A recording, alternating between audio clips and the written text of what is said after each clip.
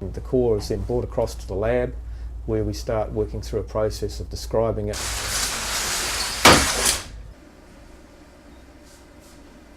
There's a couple of reasons we not only subject it to radiation, we put ultrasound through it and measure some of its magnetic properties.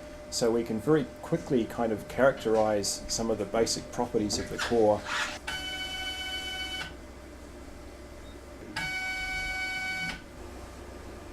Well, there's been colder times where glaciers have been introducing material into the basin, but in amongst that we've got a lot of sandstones and mudstones as well, which indicate slightly different climatic conditions at the time.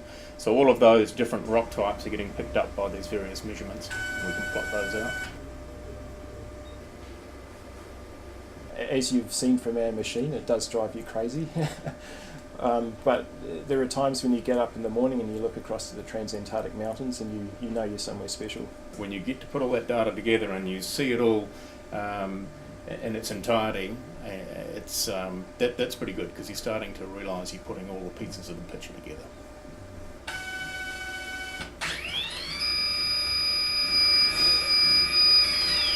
And then the core is bundled up into boxes and is sent to the McMurdo station where the science lab is, and 30 eagerly awaiting scientists are ready to get their hands on it.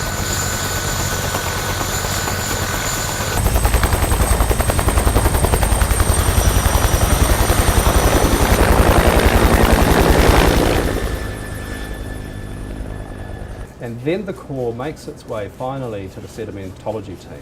So they get it first, they describe it in great detail, descriptions of the core which help us interpret really what the place looked like when back in time, when those sediments, if you like, were first being formed on the sea floor.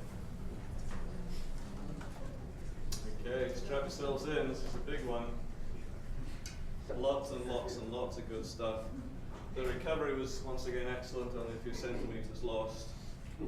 And then here's the tasty stuff. Oh yes. And your camera shutters are going to go crazy when you see it. And it is absolutely delicious. There's all sorts of very interesting things to see in this. There's this very delicately interlaminated coarse and fine siltstone. That's all I have.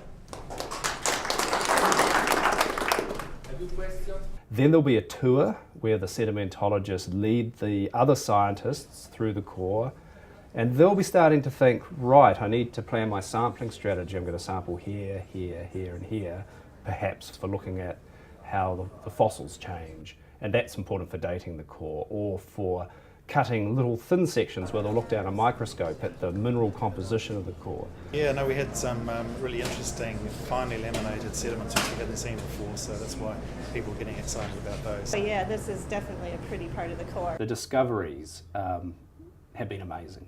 This right here is just fabulously beautiful. It's an aesthetic thing. I know. The little stripes over there could even be recording just daily tidal cycles. I already took a bunch of pictures. So, What is when you say it's a class, what is it? You it know? could be like a little drop stone or something. So this part. And then comes the fun bit. They all put their flags into the core and they mark out their territory, and that's often a lot of fun down on the ice because the Italians have the Italian flag going and the Americans have theirs, and so it becomes a little bit of a United Nations land grab for territory of the core.